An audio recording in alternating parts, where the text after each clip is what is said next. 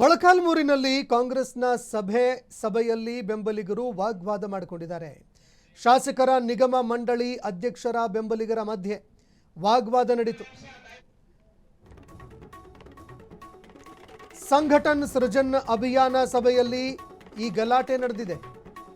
ಎಐಸಿಸಿಯ ರಿಫುನ್ bore ಮತ್ತು KPCC VS Ugrappa ಎದುರಲ್ಲೇ ಕಿತ್ತಾಡಿಕೊಂಡಿದ್ದಾರೆ. ಎಐಸಿಸಿಯಿಂದ Ripun Bora ಅವರು ಬಂದಿದ್ರು, ಇನ್ನು ಇತ್ತ ಕೆಪಿಸಿಸಿಯ ವಿಎಸ್ ಉಗ್ರಪ್ಪ ಅವರು ಕೂಡ ಇದ್ರು ಸ್ಥಳದಲ್ಲೇ. ಅವರ ಎದುರಲ್ಲೇ ಈ ಕಾಂಗ್ರೆಸ್ನ ಕಾರ್ಯಕರ್ತರು ಹಿಗ್ಗಾಮುಗ್ಗಾ ಒಬ್ಬರಿಗೊಬ್ಬರು ಬೈದಾಡಿಕೊಂಡಿದ್ದಾರೆ. ಎನ್ವೈಜಿ ಮಂತ್ರಿ ಸ್ಥಾನದ ವಿಷಯವನ್ನ ಪ್ರಸ್ತಾಪ ಮಾಡಿದ್ರು ವಿಎಸ್ ಉಗ್ರಪ್ಪ.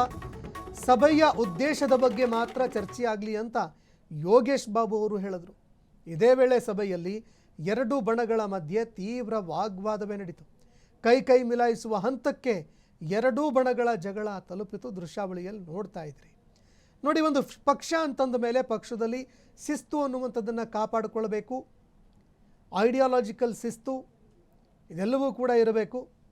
ಕನಿಷ್ಠ ಒಂದು ಸಭೆಯಲ್ಲಿ ಇದ್ದೀವಿ ಅನ್ನುವಂತಹ ಪರಿಜ್ಞಾನ ಇರಬೇಕು. ಏನೇ ಇದ್ದರೂ ಕೂಡ ಹಿರಿಯ ನಾಯಕರ ಸಮ್ಮುಖದಲ್ಲಿ ಮಾತನಾಡಿ ಎಲ್ಲವನ್ನ ಬಗೆಹರಿಸ್ಕೊಳ್ಬೇಕು. ಅದೆಲ್ಲ ಬಿಟ್ಟು ಅದೂ ಕೂಡ ವೇದಿಕೆ ಮೇಲೆ ದೃಶ್ಯಾವಳಿಯಲ್ಲಿ ನೋಡ್ತಾ ಇದ್ದೀರಿ. ವೇದಿಕೆ ಎದುರಲ್ಲಿ ಸಾವಿರಾರು ಕಾರ್ಯಕರ್ತರು ಬಂದಿದ್ದಾರೆ ಈ ಕಾರ್ಯಕ್ರಮ ವೀಕ್ಷಣೆ ಮಾಡೋದಕ್ಕೆ. ಆದರೆ ಅವರ ಎದುರಿಗಿದ್ದಂತಹ ವೇದಿಕೆ ಏನಿದೆ ಆ ವೇದಿಕೆ ಮೇಲೆ ಒಬ್ಬರಿಗೊಬ್ಬರು ಹಿಗ್ಗಾಮುಗ್ಗಾ ಬೈದಾಡಿಕೊಂಡಿದ್ದಾರೆ. ಕೈ ಮಿಲಾಯಿಸುವ ಹಂತಕ್ಕೆ ಹೋಗಿದ್ದಾರೆ. ಕಾಂಗ್ರೆಸ್ ಸಭೆಯಲ್ಲಿ ಬೆಂಬಲಿಗರ ವಾಗ್ವಾದ ಪ್ರಕರಣಕ್ಕೆ ಸಂಬಂಧಪಟ್ಟಂತೆ ಇದಕ್ಕೆ ಕಾರಣ ಏನು ಅಂತ ಕಾರಣ ಕೇಳಿ ಕೆಪಿಸಿಸಿ ನೋಟಿಸ್ ಜಾರಿ ಮಾಡಿದೆ. ಪಕ್ಷದ ನಿಯಮಗಳನ್ನು ಮೀರಿ ಎಐಸಿಸಿ ವೀಕ್ಷಕರಿಗೆ ಮುಜುಗರ ಆಗ್ತಾ ಇದೆ. ಯೋಗೇಶ್ ಬಾಬುಗೆ ಕಾರಣ ಕೇಳಿ ನೋಟಿಸ್ ಜಾರಿಯಾಗಿದೆ. ನಿಗದಿತ ಸಮಯದಲ್ಲಿ ಲಿಖಿತ ಉತ್ತರ ನೀಡೋದಕ್ಕೆ ಸೂಚನೆ ನೀಡಲಾಗಿದೆ.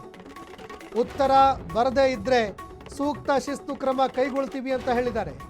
ಕಾಂಗ್ರೆಸ್ನ ಸಭೆಯಲ್ಲಿ ಆದಂತಹ ಈ ಒಂದು ಗಲಾಟೆಗೆ ಸಂಬಂಧಪಟ್ಟಂತೆ ಯಾಕಪ್ಪ ಗಲಾಟೆ ಮಾಡಿದ್ದು, ಏನು ಕಾರಣ, ಇದಕ್ಕೆ ಸಂಬಂಧಪಟ್ಟಂತೆ ನೀವು ಉತ್ತರ ಕೊಡಬೇಕು ಅಂತ ಕಾರಣವನ್ನು ಕೇಳಿ ನೋಟಿಸ್ ಕೊಟ್ಟಿದ್ದಾರಂತೆ.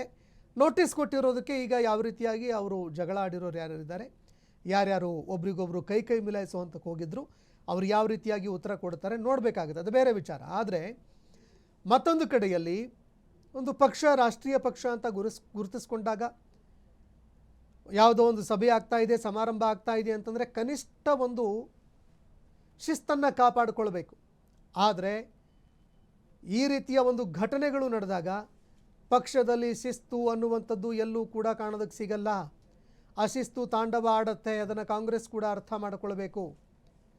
ಈಗ ಒಂದು ನೋಟಿಸ್ ಕೂಡ ಕೊಡಲಾಗಿದೆ. ಕಾಂಗ್ರೆಸ್ ಯಾವ ಕ್ರಮ ಕೈಗೊಳ್ಳುತ್ತೆ ಅನ್ನುವಂಥದ್ದನ್ನು ನೋಡಬೇಕಾಗತ್ತೆ.